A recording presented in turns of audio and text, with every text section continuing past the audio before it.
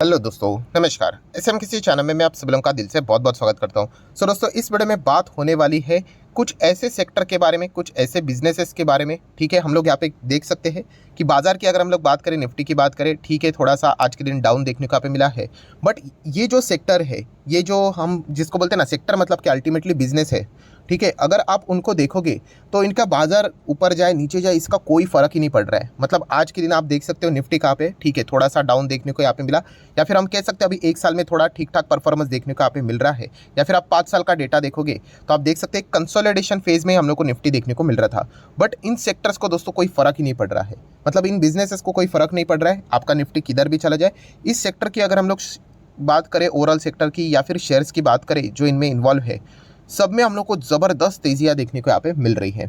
और जैसे मैंने हमेशा आप लोगों को कहा है दोस्तों कि अगर आप शेयर मार्केट में एज अ इन्वेस्टर आ रहे हो, एज अ वेल्थ क्रिएटर आ रहे हो, तो यस, धंधा तो आपको समझना पड़ेगा। धंधा नहीं समझोगे कोई बात नहीं है, सब कुछ जादू लगेगा, या फिर आप लोगों को स्कैम भी लग सकता है, बीच में ही तेजी आती है गिर जाता है, हम खरीदते हैं तब गिर जाता है, हम बेचते थे तो भाग जाता है। तो ऐसा नहीं होता है। ठीक है, तो जैसे मैंने आप लोगों को बताया कि इस वीडियो में हम लोग 2 सेक्टर के बारे में यहाँ पे बातचीत करने वाले हैं। एंड अगर आप इस चैनल को फॉलो करते हो तो कोई शॉक होने की जरूरत नहीं। इन सेक्टर के बारे में हम लोग यस हमेशा से यहाँ पे पढ़ते आए हुए, शॉक मतलब सरप्राइज होने की जरूरत नहीं कि कुछ तो अलग होगा, कुछ भी नहीं। जैसे मैंने हमेशा कहा है कि हमें परसेंटेज मतलब रिटर्न से मतलब है, राइट। वो रिटर्न्स कहीं से भी आ जाए, वही सेक्टर को अगर हम लोग बार बार ट्रैक करके स्टडी करके रिटर्न जनरेट करेंगे तो कोई पाप नहीं लगेगा। ऐसा नहीं कि ये सेक्टर ने रिटर्न दिया, अभी चलो दूसरा ट्राई करके देख लेते। जब तक इन सेक्टर्स में क्षमता है तब तक ये हमें रिटर्न्स बना के देते रहेंगे। सो ये भी बहुत सारे लोगों के डाउट आते रहते हैं कि ये सेक्टर कब तक भागेंगे। ठीक है, तो वो भी सवाल के जवाब मैं आपको क्लियर करके दे दूंगा। तो चलिए 2 सेक्टर में से पहला सेक्टर को कवर कर लेते हैं। पहला सेक्टर है दोस्तों डिफेंस सेक्टर। कोई नया नाम सुनने को मिला है मेरे नाम मतलब जो मैं बोलता हूँ उससे? बिल्कुल भी नहीं। कितनी बार हम लोगों ने इन चीज़ों को कवर किया। एंड जस्ट आप देख सकते हो डिफेंस सेक्टर में स्टॉक्स कैसे भाग रहे हैं। 7-7% की यहाँ पे तेजी देखने को मिल रही है। डेटा पैटर्न्स देख सकते हो, 3-3% की तेजी। क्योंकि हर किसी दिन अगर हम लोग देखेंगे कुछ ना कुछ पॉजिटिव खबर आ रही है। अभी पारस डिफेंस की बात करें तो अभी हम लोगों ने क्या देखने को मिला था, डीआरडीओ के ओर से 53 करोड़ का इनको कॉन्ट्रैक्ट मिला। सो ये ऐसे कॉन्ट्रैक्ट की बारिश से चलने वाली है। आज इसका नंबर है, कल उसका नंबर रहेगा। ठीक है, तो ये चीज़ें हम लोग को यहाँ पे समझनी है। अगर हम लोग रक्षा मंत्रालय की बात करें, मिनिस्ट्री ऑफ डिफेंस की बात करें, तो डिफेंस मिनिस्टर कौन है? राजनाथ सिंह जी। तो उनका कल का स्टेटमेंट भी आप लोगों ने देखा होगा। कौन सा? कि अगर आपको ये लगता है कि हम लोग सिर्फ स्पेयर पार्ट से रिलेटेड डिफेंस में काम यहाँ पे करने वाले हैं, तो ऐसा कुछ भी नहीं। हम लोग यहाँ पे ब्रह्मोस मिसाइल की बात करें, ड्रोन्स की बात करें, एयरक्राफ्ट मैन्युफैक्चरिंग की भी अगर हम लोग बात करें, सब कुछ हम लोग यूपी के डिफेंस कॉरिडोर में यहाँ पे मैन्युफैक्चर यहाँ पे करने वाले हैं। ठीक है, सो डिफेंस कॉरिडोर की अगर हम लोग यहाँ पे बात करें, आप सभी लोगों को पता है एक उत्तर प्रदेश में देखने को मिल जाता है, दूसरा कहाँ पे देखने को मिल जाता है, मुझे कमेंट सेक्शन में बता देना। जो भी सही सवाल का जवाब रहेगा उसको मैं एक हार्ट दे दूंगा, तो बाकी लोगों को भी इस सवाल का जवाब पता चल जाएगा। सो डिफेंस कॉरिडोर मतलब क्या दोस्तों, कि वहाँ पे ये सारी चीज़ें बनाई जाती है। आप ऐसा भी चाहो तो इनको पकड़ सकते हो। तो राजनाथ सिंह जी के ओर से, जो कि डिफेंस मिनिस्टर है, उनके ओर से हम लोग को इस प्रकार के स्टेटमेंट्स देखने को मिले हैं कि सिर्फ पार्ट्स नहीं, ये सारी चीज़ें हम लोग यहाँ पे बनाएंगे। तो ये चीज़ मतलब कितना ओपन इंडिकेशन है दोस्तों, इन चीज़ों को समझो। ठीक है, रिपीटेशन बहुत होता है बट ऐसा नहीं लगता कि आपको ये सारी चीज़ें सही डायरेक्शन में जा रही है, तो वो चीज़ हमारे लिए मायने यहाँ पे रहती है। ऐसा नहीं अरे डिफेंस के बारे में कितना पढ़ लिया, छोड़ दो सर, कोई और ट्राई कर लेते, चलो एफएमसीजी आते। ऐसा टाइम पास नहीं करना है। इन चीज़ों को समझो, ये आपको बहुत अच्छा खासा रिटर्न जनरेट करके दे सकते हैं। इसीलिए जेनटेक जैसी कंपनियां भी आप देख सकते हो कि कैसे रॉकेट की तरह हम लोग को भागते हुए देखने को मिले। कोई भी स्टॉक रिकमेंडेशन है, मैं हमेशा आप लोगों को ये सिखाने की कोशिश करता हूँ। ठीक है, देन बहुत सारे लोगों के सवाल आते हैं, सर मिसाइल वाली कंपनियां कौन सी है वो बता दीजिए। तो बीडीएल है दोस्तों। बीडीएल का अगर आप लोगो भी देखोगे भारत डायनामिक का, तो वो मिसाइल वाला ही हम लोग को देखने को आप एज अ मिल जाता है। सो आप चाहो तो इसको भी स्टडी कर सकते हो। अगर आप इस कंपनीज को भी देखोगे, देखिए सब कुछ हम लोग को टॉप लेवल पे देखने को आप मिल रहे हैं। ठीक है, तो इसके पीछे कुछ रीजंस होते हैं दोस्तों। ये रीजंस जो बिगनर होता है, रिटेल इन्वेस्टर होता है, वो इसको मिस आउट कर देता है। वो सिर्फ तेजी देखता है, मतलब शेयर अगर अच्छा ठीक है ऊपर गया, अरे लाल कैंडल स्टिक बना, ठीक है नीचे आया, तो ऐसा नहीं करना है। इसके पीछे का मेजर जो क्रक्स होता है ना, बिटवीन द लाइंस, वो समझ में हम लोगों को यहाँ पे आना चाहिए। एंड डिफेंस के बारे में सरकार ने जब से रुख यहाँ पे बदला हुआ है, तब से मैंने आप लोगों को बताया था कि ये सेक्टर बहुत ही ज़बरदस्त चलने वाला है। एंड तब से आप देख सकते हो सभी स्टॉक्स में हम लोग को क्या परफॉर्मेंस देखने को मिला है। एचएएल के बारे में अभी क्या ही बात करें, आपको पता ही है, 1300 हज़ार के भी नीचे था, तब से हम लोग इसको यहाँ पे देख रहे हैं। और तब से लेके अभी तक एक तरफा रैली देखने को मिल रही है। कोई फर्क नहीं पड़ता है बाजार निफ्टी किधर जाए, ऊपर जाए नीचे जाए, इनके इसमें जो सेक्टर में है लगातार पैसों की बारिश होती ही चली जा रही है, राइट। एंड अभी प्राइम मिनिस्टर नरेंद्र मोदी जी का विजिट है, कल के दिन का वीडियो तो आप लोगों ने देख ही लिया होगा। बस एक ऑफिशियल साइन यहाँ पे बाकी है, अनाउंसमेंट होना बाकी है, दैट्स इट। उसके बाद तो और भी मजे यहाँ पे आ जाएंगे।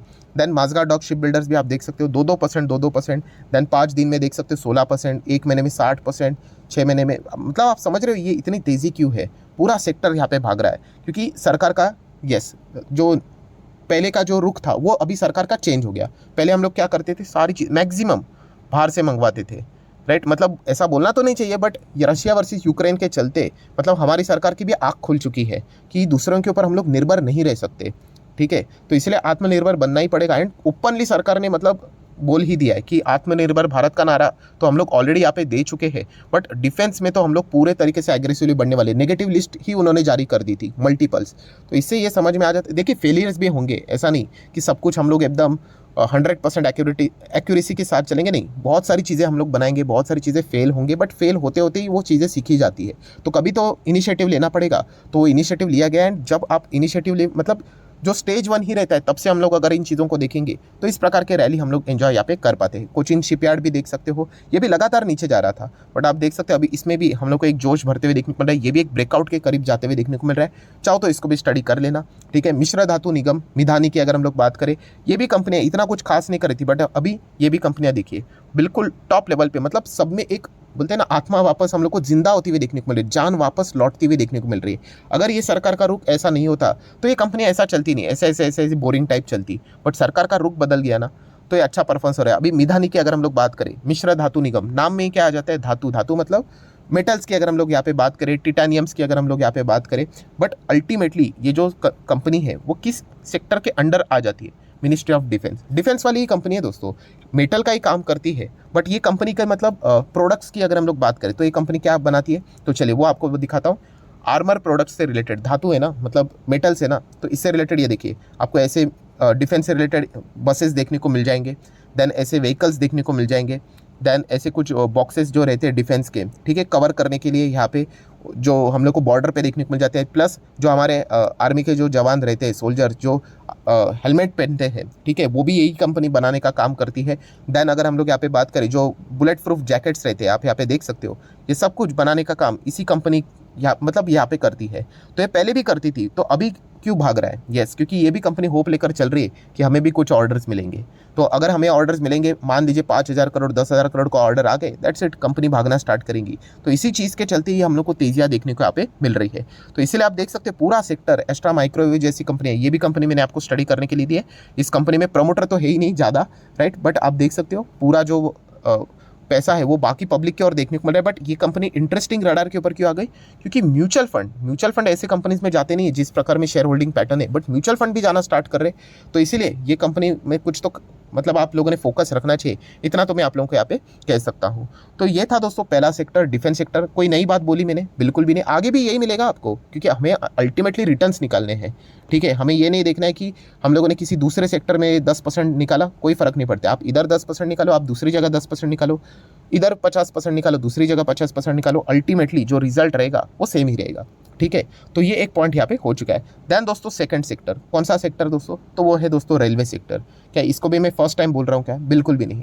रेलवे की भी स्टोरी अगर हम लोग बात करें दोस्तों, तो रेल बजट बढ़ते ही जा रहा है। एंड इस चीज़ के चलते आप देखिए टिटागोर वैगन जैसी कंपनियाँ 10-10% भागते हुए देखने को मिल रही। कोई रिकमेंडेशन नहीं दोस्तों, ये आज के दिन भागा है, बट ओवरऑल इसका परफॉर्मेंस इतना कुछ खास नहीं था। बट येस, इसके भी दिन बदलते हुए देखने को मिल रहे हैं। क्यों? क्योंकि रेलवे से रिलेटेड डिमांड बढ़ती जा रही है, बजट भी बढ़ते हुए देखने को मिला था। अगर आपको जाना है तो आप आरवीएनएल को कंसिडर कर सकते हो, जिसने लिटरली 2.5 साल सोया हुआ था, बट बाद में जिस रफ्तार के साथ भागा, कितने रिटर्न से आज 500-500% के रिटर्न। तो ये एंजॉय करने हैं तो टाइम देना पड़ेगा। पता है ये किस चीज़ की वैल्यू है? ये पेशेंस की वैल्यू है, टाइम की वैल्यू है। खरीदने वाले बहुत सारे थे, बट रुकने वाला कोई नहीं था। बट जो रुके उनको यहाँ पे ज़बरदस्त फ़ायदा मिल गया। उनको वो लाइफ लेसन अभी याद रह गया कि आप अच्छा खासा यहाँ पे होल्ड करते हो तो कितना रिटर्न मिलता है। और जिन्होंने नहीं भी होल्ड किया उनको भी लेसन मिल गया कि होल्ड नहीं करने का नतीजा क्या होता है। अच्छी कंपनी की मैं बात कर रहा हूँ, खराब कंपनीज को होल्ड करोगे 50 साल तो भी कुछ नहीं होगा। देन IRCTC तो है ही अच्छी कंपनी। देन अगर हम लोग बात करेंगे तो IRFC, इरकॉन इंटरनेशनल की बात करें, तो ये सभी रेलवे की स्टोरी की अगर हम लोग बात करें, इसके चलते बहुत अच्छा परफॉर्मेंस यहाँ पे दे रहे हैं। नो डाउट मीठी मीठी बातें तो हो गई। तो इनमें रिस्क क्या है जो कि मैं हमेशा कवर करता हूँ? यस, एक ही चीज़ है, वो है भारत सरकार।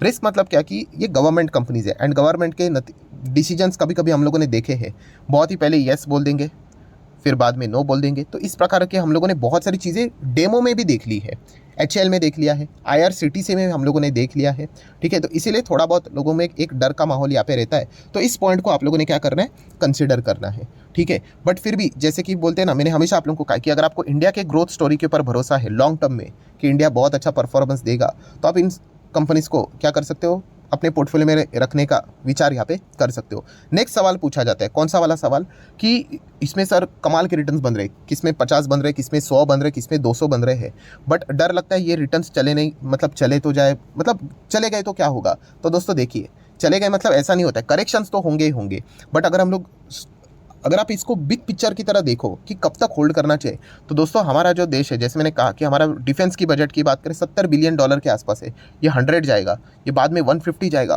तो इसमें से मैक्सिमम पोर्शन इन्हीं कंपनीज को मिलने वाला है। तो ये बहुत, मतलब आप पकड़ कर चलो, जो हमारी 5वें नंबर पे है ना हम लोग, 3रे नंबर तक जाते जाते आप इनको होल्ड भी करोगे तो भी आपका पैसा बनेगा। बट मल्टीपल साइकिल्स आएंगे कि 40% करेक्ट होगा, 50% करेक्ट होगा, वो झेलना आना चाहिए, ठीक है। तो उस हिसाब से आप इनका विचार करिए। ये तो जस्ट एक शुरुआत है, मैं बार बार आप लोगों को बोल चुका हूँ। इसमें से मतलब इतना सा खर्चा करके हम लोग कोई, बुरा मत माना, बट सुपर पावर नहीं बनेंगे, हमें बहुत खर्चा करना पड़ेगा, तब जाके बहुत सारी चीज़ें हम लोग डिफेंस में कर पाएंगे। तो ये चीज़ें समझो। एंड रेलवे की भी बात करें दोस्तों, तो बहुत अच्छी तरीके से चीज़ें बढ़ती हुई हम लोग को देखने को यहाँ पे मिल रही है। सो ये पॉइंट पता होना चाहिए। देन आखिरी सवाल जो डाउट लोग पूछते, सर ये तो सरकारी कंपनीज है, बट प्रॉब्लम ये है कि मतलब समझ में आ रहा है आप जो बोल रहे हो, डिफेंस एंड रेलवे ये सेक्टर बहुत अच्छा कर रहे हैं, हमारे आंखों के सामने भी ये तेज़ी देखने को मिल रही है, और भी तेज़ी आएगी, बट ये डर लगा रहता है कि है तो सरकारी कंपनीज। तो इसका भी मैंने सॉल्यूशन आप लोगों को बहुत बार बताया है। ये मैं खुद चीज़ों को फॉलो करता हूँ दोस्तों। जब आपको कोई सेक्टर या फिर कोई बिजनेस या फिर कोई स्टॉक, ठीक है, अच्छा लगता है, बट उसमें बहुत बड़ा रिस्क फैक्टर है जिसके चलते हमें डर लगता है, तो इसको टैकल करने के लिए एक ही फॉर्मूला है, SQSA। स्मॉल क्वांटिटी या फिर स्मॉल अमाउंट के साथ शुरुआत कीजिए, ठीक है। तो फिर आप लेफ्ट आउट फील नहीं करोगे, अरे रैली होके चली गई, चाहे आप एक शेयर क्यों ना खरीदे, बट ये करना होता है दोस्तों, वरना आप देखते रह जाओगे, ऑडियंस ही बनते रह जाओगे, जो कि मैक्सिमम लोग करते रहते हैं। आप ट्राई कीजिए, एंड कल मान लीजिए कर गलत भी गए, नहीं चला, हमारा जो दाव था पूरा फेल हो गया, क्या होगा फिर? आपने बहुत ही छोटी क्वांटिटी ली थी ना, तो आप बर्बाद नहीं होंगे। तो हमारा सबसे रिटेल, मतलब सबसे बड़ा प्रॉब्लम क्या होता है, हम लोग बहुत बड़ा सोचते हैं। पैसा डालेंगे तो पूरा 1 लाख निवेश कर देंगे, पैसा लगाएंगे तो पूरा 5 लाख निवेश करेंगे, पूरा बैंक अकाउंट खाली करेंगे। ये जो सोच है वो हमें कमज़ोर बना देती है। आप बहुत ही छोटे छोटे कदम उठाना स्टार्ट कीजिए, एक क्वांटिटी लीजिए, फिर 2 लीजिए, फिर 3 लीजिए, उसके हिसाब से आगे बढ़िए, फिर देखिए आपका कॉन्फिडेंस बिल्ड होना स्टार्ट यहाँ पे हो जाता है। बट आप डायरेक्टली एंड गोल देखोगे, 5 लाख निवेश करना है, सीधा बॉटम पे मुझे स्टॉक बाय करना है, इसी चीज़ के चलते हम लोग यहाँ पे हार जाते हैं। तो ये इसका सॉल्यूशन भी मैंने आपको प्रोवाइड किया, SQSA। स्मॉल क्वांटिटी या फिर स्मॉल अमाउंट के साथ शुरुआत कीजिए, फिर देखिए आपको ज़्यादा डर भी नहीं लगेगा, पैनिक भी नहीं होगा, एंड आप उस रैली में अगर अच्छा खासा वो चीज़ें रहती है तो उसमें पार्टिसिपेट भी कर पाओगे। सो आशा करता हूँ दोस्तों वीडियो हेल्पफुल लगा होगा, तो जरूर लाइक एंड शेयर कर देना। एंड डीमैट अकाउंट अगर आपने अभी तक ओपन नहीं किया है तो लिंक नीचे डिस्क्रिप्शन में 25 वीडियो की लिस्ट भी आपको बिल्कुल फ्री ऑफ कॉस्ट मिल जाएगी। आपका नाम, कौन सा अकाउंट आपने लिंक के थ्रू ओपन किया है, प्रॉपरली कमेंट सेक्शन में मेंशन कर देना। तो हफ्ते भर के अंदर अंदर सारे लेक्चर्स मेरे साइड से फ्री ऑफ कॉस्ट प्रोवाइड कर दी जाएंगे, ताकि आप शेयर मार्केट को आसान भाषा से सीख सको। So that's it, thank you very much दोस्तों, we will be meeting our next video, तब तक के लिए बाय बाय।